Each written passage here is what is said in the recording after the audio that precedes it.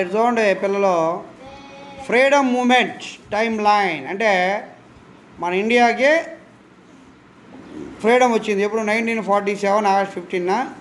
దానికంతా ముందు మన ఇండియాని బ్రిటిష్ వాళ్ళు ఆక్యుపై చేసి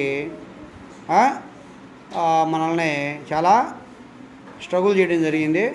అంటే ఏ ఇయర్లో ఈ యొక్క మూమెంట్ స్టార్ట్ అయింది, బ్రిటిష్ వాళ్ళు మనకి ఎప్పుడు ఎంటర్ అయ్యారు,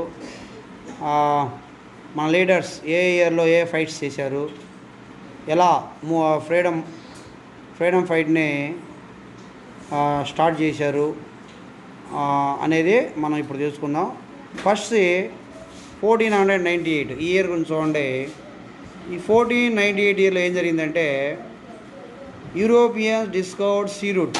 వాస్కో డి గామా అనే అతను మన ఇండియాకి సీ రూట్ కనుక్కున్నాడు. ఓకేనా, కనుక్కొని మన ఇండియాలో ఎంటర్ అవ్వడం జరిగింది అన్నమాట. దాన్ని బేస్ చేసుకొని 1757లో బ్రిటిషర్స్ ఎంటర్ అయ్యి వాళ్ళు మన ఇండియాలో ఒక కంపెనీ స్టార్ట్ చేశారు బిజినెస్ కోసం. ఆ కంపెనీ పేరు ఈస్ట్ ఇండియా కంపెనీ. నెక్స్ట్ చూడండి 1857లో ఇలా మన ఇండియా పైన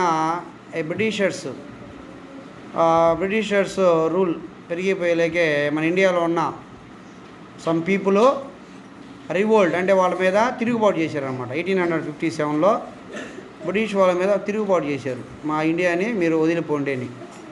తర్వాత ఏం జరిగిందంటే 1885లో ఈ యొక్క బ్రిటిషర్స్ మీద ఫైట్ చేయాలి అన్న ఉద్దేశంతో 1885లో ఇండియన్ నేషనల్ కాంగ్రెస్ అనే ఒక పార్టీని మన ఇండియన్స్ ఎస్టాబ్లిష్ చేయడం జరిగింది. ఫస్ట్గా 1905లో బెంగాల్ వందే మాతరం మూమెంట్ జరిగింది ఈ ఫ్రీడమ్ ఫైట్లో భాగంగా. నెక్స్ట్ 1919లో మహాత్మా గాంధీ అంటే మన ఇండియన్ ఫ్రీడమ్ మూమెంట్లో ఎక్కువగా ఇండియన్స్ని మోటివేట్ చేసి మనకి ఫ్రీడమ్ తేవడంలో ప్రముఖ పాత్ర వహించినటువంటి మహాత్మా జాతిపిత గాంధీ గారు 1919లో ఈ ఫ్రీడమ్ మూమెంట్లో ఎంటర్ అయ్యారు. 1920లో నాన్ కోఆపరేషన్ మూమెంట్ స్టార్ట్ చేశారు గాంధీ గారు. అదే మాదిరి 1930లో సాల్ట్ సత్యాగ్రహ, 1942లో క్విట్ ఇండియా మూమెంట్, ఇలా డిఫరెంట్ మూమెంట్ స్టార్ట్ చేసి బ్రిటిష్ వాల్స్ మీద ప్రెజర్ తేవడం జరిగింది.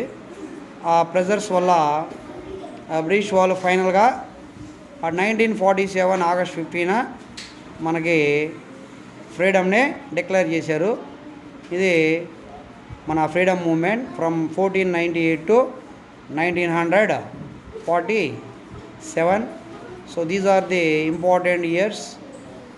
Don't forget these years. You must and should remember these years.